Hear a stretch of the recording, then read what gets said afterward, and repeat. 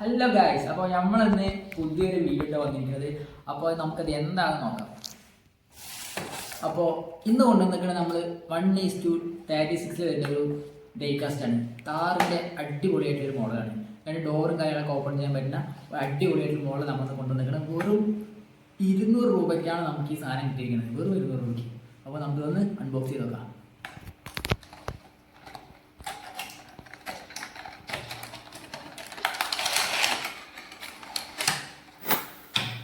അപ്പോൾ കണ്ടോ, ഇത്രയും ചെറിയൊരു സൈസിലാണ് ഈ സാധനം വരുന്നത്. പക്ഷെ ഫുള്ള് മെറ്റൽ ബിൽഡാണ്.